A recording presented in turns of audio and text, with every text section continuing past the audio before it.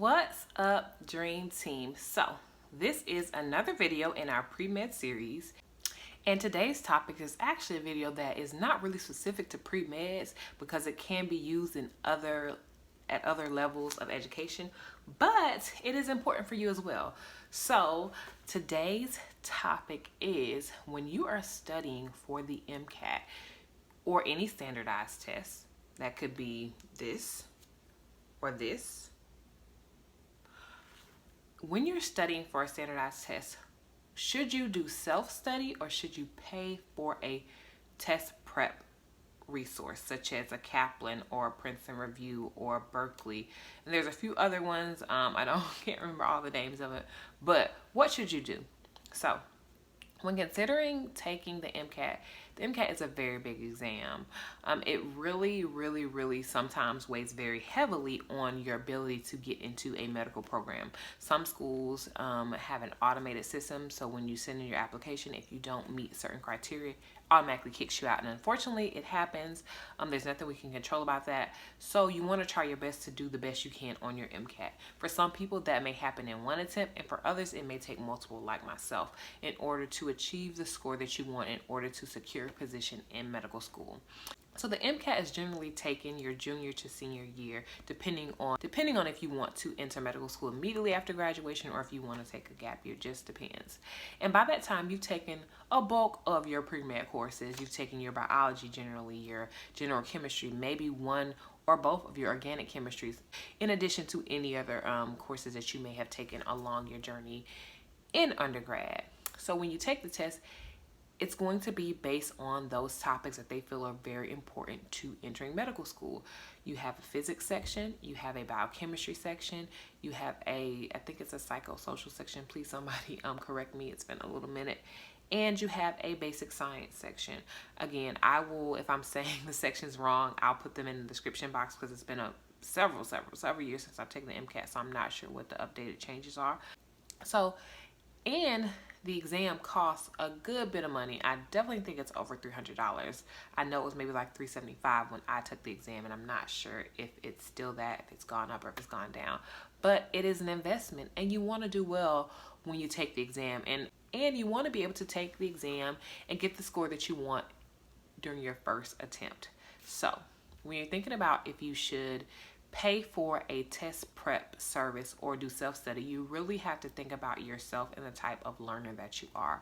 If you know that you thrive on a very structured environment, if you thrive on someone teaching you physically or whether it's virtually, and you know that you will not be able to achieve that on your own, then it may be good for you to do a test prep service and invest that money into yourself.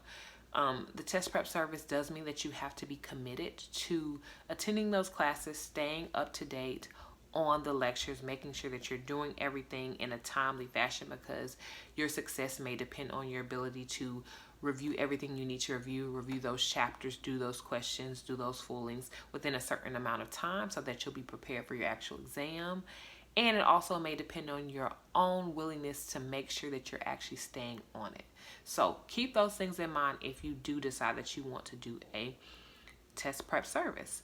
The cons of a test prep service, of course, it's not free. So if you're in any type of financial situation where it may be not within your reach to do that, that may be an issue, but you can always look into scholarships. Also, some programs offer discounts sometimes.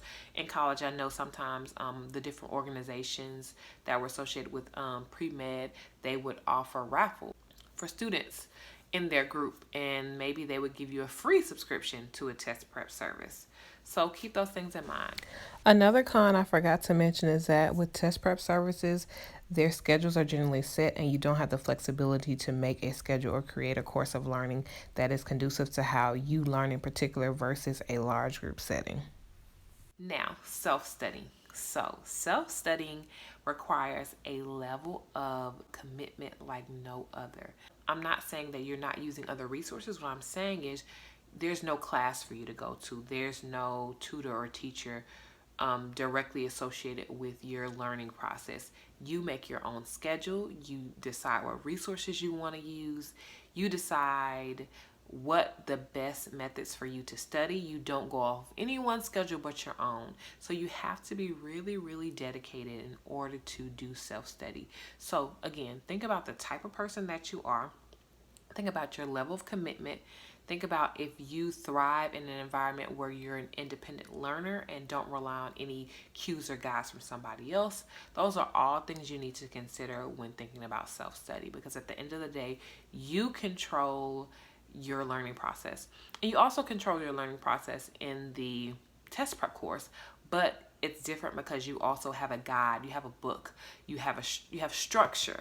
So, and that structure is actually already put in place by somebody else. So think about your personality, think about the things that you struggle with in general academically, and allow those things to determine if it's best for you to self-study and decide what resources you want on your own, or if you decide to use a prep course.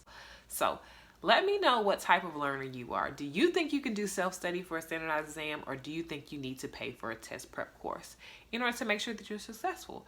There's people who have done both. I've done both as well, and I found different pros and different cons to either route, but let me know what you think. Remember, if you're not subscribed to the channel, do that. Please like this video and share it for anyone who may find the information useful. So I'll see you guys later.